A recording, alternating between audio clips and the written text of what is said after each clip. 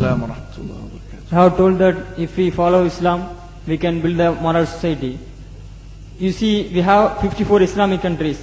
Even we have 95% Muslims over there. They follow Islam only. Why we can't build moral society in those countries? Like Pakistan, Afghanistan, they have a civil war between the Shias and Sunni Muslims. Why we can't build moral society over there, even though they have follow Islam? We have 95 Muslims over there. That is, you have told that if we follow Islam... No, you mean to say that Afghanistan, Pakistan, these countries are following Islam, but there's still civil wars and fighting amongst Muslims like Shia and Sunni?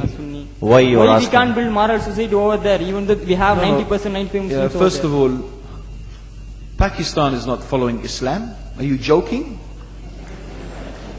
I'm saying not Pakistan have 90% Muslim. Muslim means follow Islam. But Muslim, what Muslim?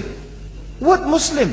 I remember 15 years ago, it's not today and I heard it's worse. 15 years ago I remember going to a wedding in Pakistan.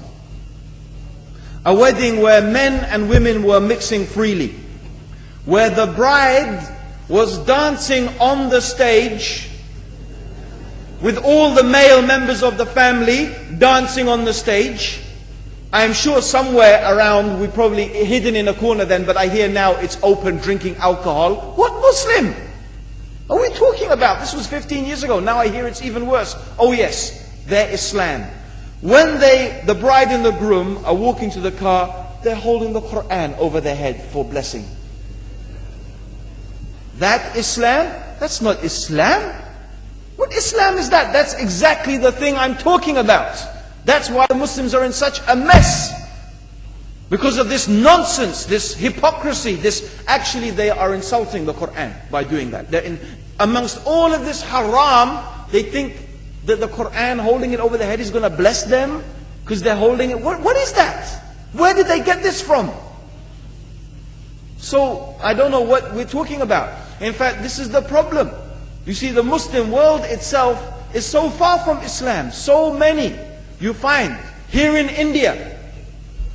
I know it's not a Muslim country, but there are lots of Muslims here. But I don't know what sort of Muslim. Most of them go to the dargah and they call upon some dead person in the grave, and they think that by talking to a dead person they're going to have their needs fulfilled. What's the difference between that and worshipping an idol?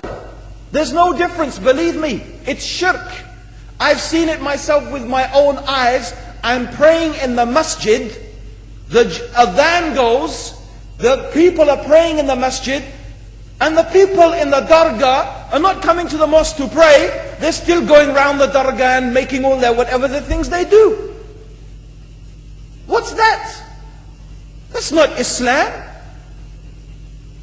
You go to many countries. You find Pakistan, you want to see Islam in Pakistan. You know, in England, in every street corner we have a pub. You know what's a pub? You know what's a pub? Like a bar, you know, a place where you sit and drink alcohol. Yeah? Yes? In Pakistan, believe me, they have something worse than that. Yes, worse. On every street they have a picture of a palm. Everywhere you see it, hanging from the windows. They have the picture of a palm.